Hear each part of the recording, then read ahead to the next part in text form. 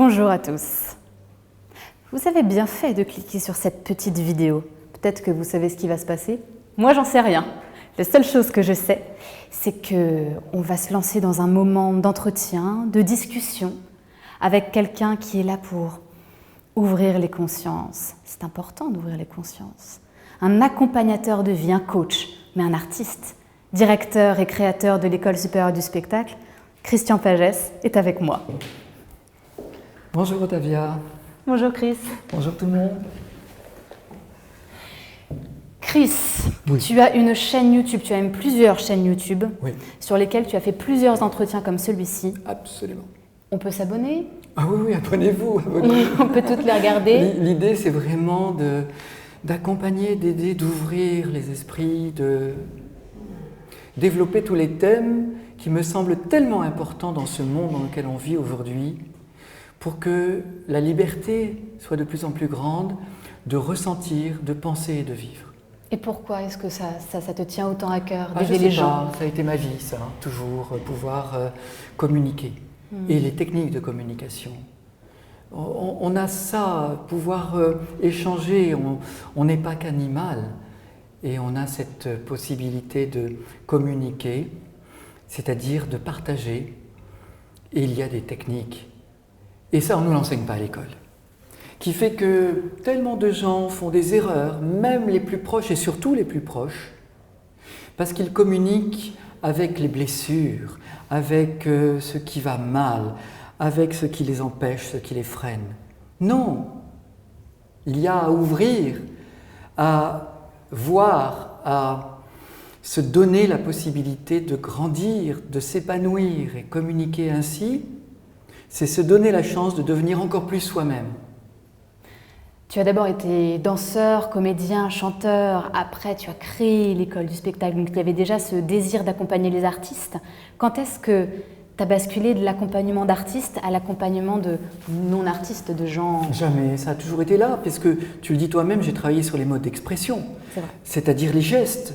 La danse, c'est le geste avec le corps, mais aussi avec le ressenti, la voix, pour le chant ou l'art oratoire, et puis la théâtralité, c'est la présence, c'est l'écoute, c'est le regard.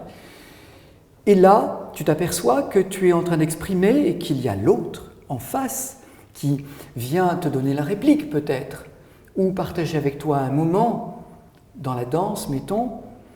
Eh bien, il s'agit de cet entre-deux qui va nous permettre de vivre ensemble un instant privilégié, unique, et là, que chacun soit juste lui-même, à sa juste place, et que l'entre-deux soit rempli de ces états qui font la richesse de la situation. C'est marrant parce que ce que tu me dis, ça me fait à la fois penser à l'enseignement que j'ai reçu pour la scène, et en même temps, ça peut s'appliquer à la vie quotidienne. Oui, ah vraiment, mais oui. Mais l'artiste a des richesses incroyables que la société ne connaît pas. Beaucoup de gens dans notre société croient que l'artiste est un amuseur. Un divertisseur public. Voilà. Alors qu'en Oui. réalité, il a des pouvoirs, c'est un magicien. Il a appris à s'exprimer, il ne le sait pas toujours. Il ne connaît pas toujours ses pouvoirs. Il ne sait pas toujours les utiliser dans son quotidien. Quel dommage. J'aimerais tellement aider plus d'artistes à développer cette créativité qui est déjà là et à l'exploiter au quotidien. On avait parlé de la créativité chez les artistes, Oui. mais aussi chez les... Tout un chacun. Chez tout un chacun, exactement. Mais est-ce que chacun vraiment peut se rendre responsable en fait de la créativité qui est en lui, qui est de son potentiel de créateur, son potentiel d'artiste, sans forcément en faire un métier, sans forcément en faire quelque chose de... Se sentir d'action. responsable, c'est la base. Savoir que l'on est responsable de ce que l'on est, de ce que l'on a, de ce que l'on ressent, de ce que l'on vit. On est responsable de ce que l'on ressent, c'est Oui. pas quelque chose qui est donné de l'extérieur? Non, c'est ton corps. Tu es responsable de ton corps puisque tu le fabriques à chaque instant. On fabrique notre corps à chaque instant. Oui. Attends. Ça veut dire qu'on peut se transformer, ça? Bien sûr, tu passes ton temps à te transformer, ta vie te transforme, ton ressenti te transforme. Tu tombes malade parce que tu as des mauvaises pensées qui viennent agir sur ta matière. Et tu es heureux ou heureuse parce que tu t'es donné les moyens de l'être. Tu es responsable de ce que tu vis. On est responsable de ce qu'on vit et de ce qu'on est aussi. Oui, totalement. Par le ressenti, par le fait d'être responsable de ce qu'on ressent, on est aussi responsable de ce qu'on est. Tu deviens de plus en plus toi-même et encore plus toi-même. Et peut-être que tu deviens un meilleur toi-même ou un moins bon toi-même.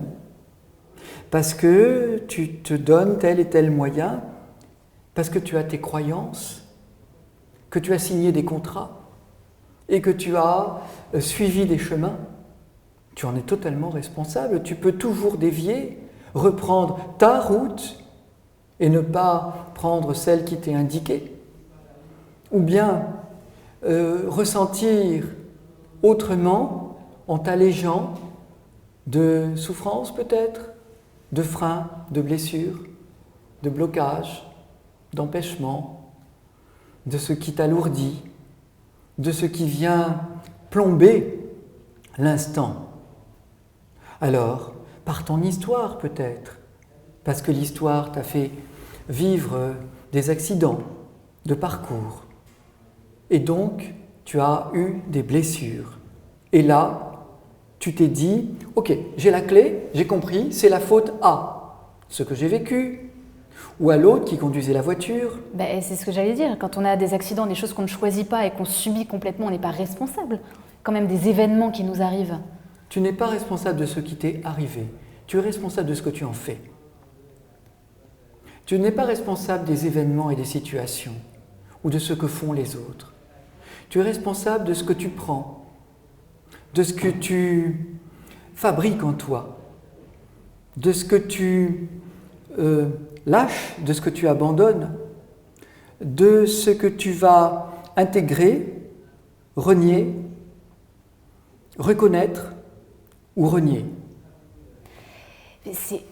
Alors je comprends ce que tu dis, mais je connais tellement de gens autour de moi qui disent toujours « mais c'est la faute d'un tel si je suis comme ci, c'est la faute de machin si j'ai fait ça ». Comment leur expliquer qu'ils peuvent, sans forcément se remettre en question grandement et faire des années de psychothérapie ou que sais-je, leur dire simplement qu'ils peuvent être là. Ce sera la prochaine question, pour le prochain entretien. Absolument. L'espoir